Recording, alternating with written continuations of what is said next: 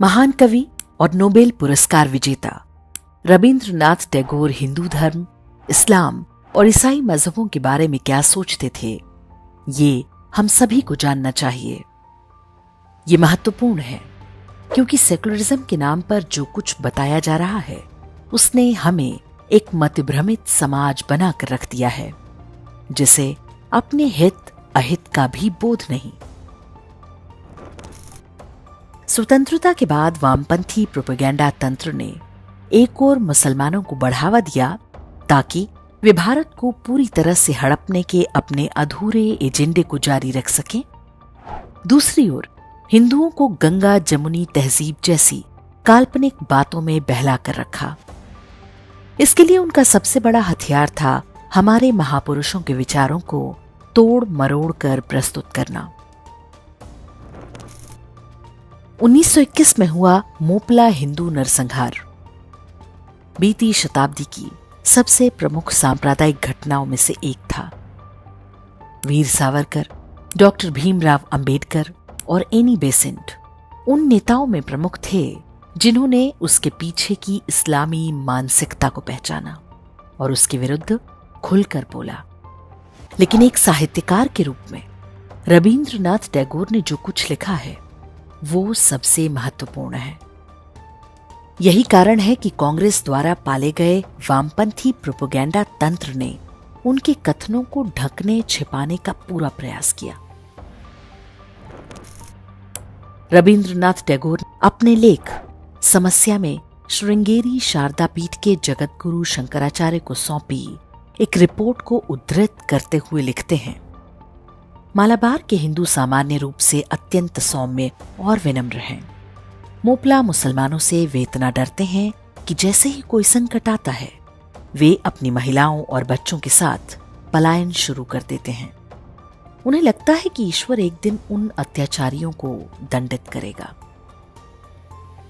टैगोर आगे लिखते हैं, हिंदू सांसारिक समस्याओं का व्यवहारिक हल निकालने के बजाय ईश्वर पर अधिक आश्रित हो गए हैं।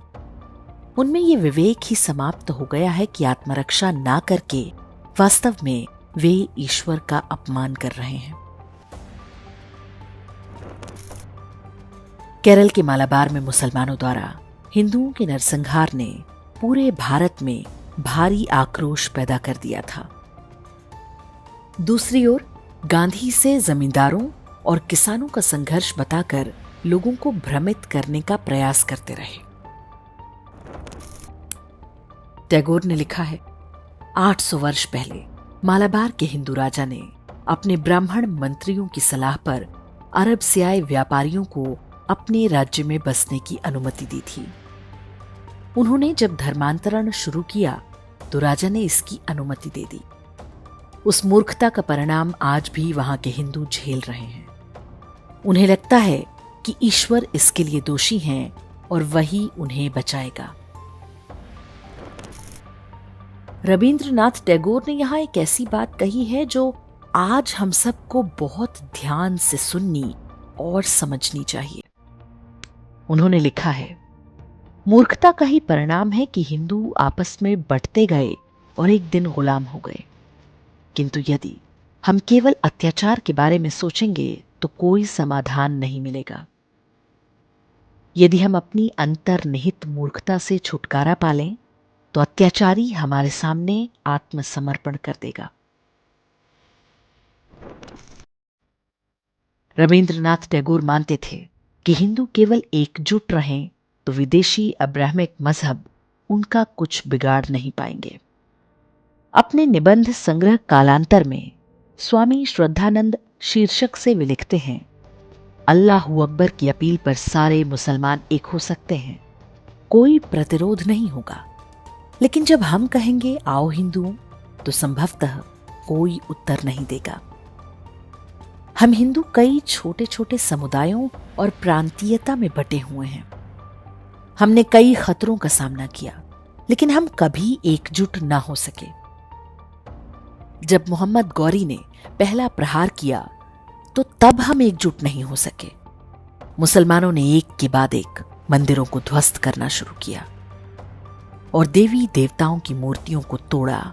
तब हिंदू छोटी छोटी टुकड़ियों में लड़े और सब मारे गए, लेकिन वे एकजुट नहीं हो सके। बंगाली साप्ताहिक स्वस्तिक ने हेमंतपाला सरकार को लिखे गुरुदेव के एक पत्र का उल्लेख अपने 21 जून 1899 के संस्करण में किया है। इसमें वे लिखते हैं, देश की भयावह स्थिति मेरे मन को बेचैन कर रही है और मैं चुप नहीं रह सकता। निरर्थक कर्मकांडों में फंसकर हिंदू सैकड़ों संप्रदायों में बंटा हुआ है। हम लगातार हार रहे हैं। हम आंतरिक व बाहरी शत्रुओं की मार से थक चुके हैं। आप बच्चों की मां हैं, एक दिन आप मर जाएंगी। अपने बच्चों के कमजोर कंधों पर हिंदू समाज का भविष्य सौंप देंगी। उनके भविष्य के बारे में सोचें। स्वामी श्रद्धानंद पर लेख में टैगोर लिखते हैं, जब हवा में कम दबाव बनता है तो तूफान अपने आप आ जाता है। उसी प्रकार यदि हम अपनी कमजोरी को पोषित करते रहेंगे तो अत्याचारी स्वतः ही आ जाता है। उसे कोई रोक नहीं सकता। हिंदू और मुसलमान कुछ समय के लिए एक दूसरे से झूठी दोस्ती कर सकते हैं, लेकिन यह हमेशा के लिए नहीं चल सकती। जब तक आप उस मिट्टी को शुद्ध नहीं करते जिसमें केवल कांटेदार झाड़ियां उगती हैं, तब तक आप किसी भी फल की आशा नहीं कर सकते। विश्व भारती द्वारा वर्ष 1982 में प्रकाशित original works of Rabindranath volume 24 में पेज 375 पर रविंद्रनाथ टैगोर का एक कथन है, धरती पर केवल 2 ऐसे मजहब हैं जो अन्य सभी के प्रति शत्रुता रखते हैं। ये दोनों हैं ईसाई और इस्लाम। वे केवल अपने मजहब के पालन से संतुष्ट नहीं होते, बल्कि अन्य सभी को नष्ट करने के लिए उतावले रहते हैं। उनके साथ शांति का केवल एकमात्र रास्ता है कि आप भी उनके मजहब को अपना लें। वे दूसरा कोई विकल्प नहीं देते। अब्राहमिक मजहबों ही नहीं, रविंद्रनाथ टैगोर कम्युनिस्टों या बोल्शेविज्म के खतरे से भी आगाह करते हैं। अपनी पुस्तक परिचय के अध्याय आत्म परिचय में टैगोर लिखते हैं, जब 2-3 अलग अलग मजहब दावा करते हैं कि केवल वे ही सत्य हैं और अन्य सभी झूठे हैं, उनका धर्म ही स्वर्ग का मार्ग है, तो संघर्ष होना तय है। किसी भी प्रकार की कट्टरता अन्य सभी विचारों को नष्ट करने पर आधारित होती है। वामपंथ भी इसी नीति पर चलता है। विश्व को ऐसी संकुचित मानसिकता से केवल हिंदू धर्म ही बचा सकता है। इस्लाम की असली बीमारी गुरुदेव रविंद्रनाथ टैगोर ने तब पकड़ ली थी जब इस बारे में कोई बात करने को तैयार नहीं होता था।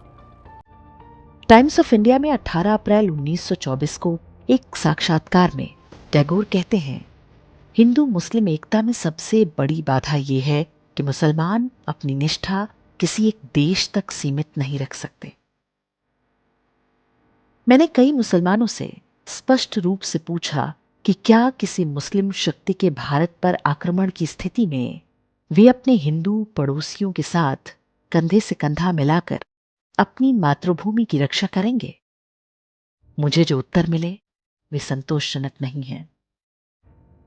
यहां तक कि मुसलमानों के बड़े नेता भी खुलकर कहते हैं कि उनके लिए मजहब बड़ा है, देश या पड़ोसी नहीं।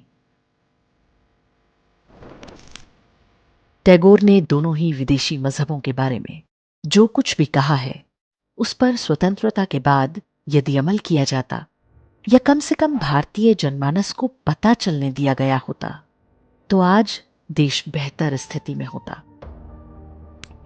सोचिए वो कौन लोग थे जिन्होंने हिंदुओं से ये सारी बातें छिपा ली और उल्टा ये प्रचारित किया गया कि टैगोर तो अंग्रेजों के एजेंट थे। ये भी एक विडंबना है कि रविंद्रनाथ टैगोर जैसी महान विभूति की नई पीढ़ी में आज तैमूर, जहांगीर, आलमगीर जन्म ले रहे हैं।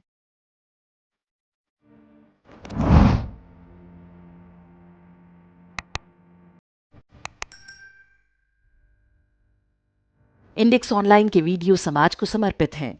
आप इनको डाउनलोड करके जैसे चाहे वैसे प्रयोग कर सकते हैं। चाहे तो आप हमारे टेलीग्राम चैनल से जुड़ सकते हैं, वहां सारे नए पुराने वीडियो आपको मिल जाएंगे। हमारे सोशल मीडिया लिंक हर वीडियो के डिस्क्रिप्शन में होते हैं। हमारा एकमात्र उद्देश्य हिंदू समाज को जागृत और एकजुट करना है। इसमें सहभागी बने। धन्यवाद।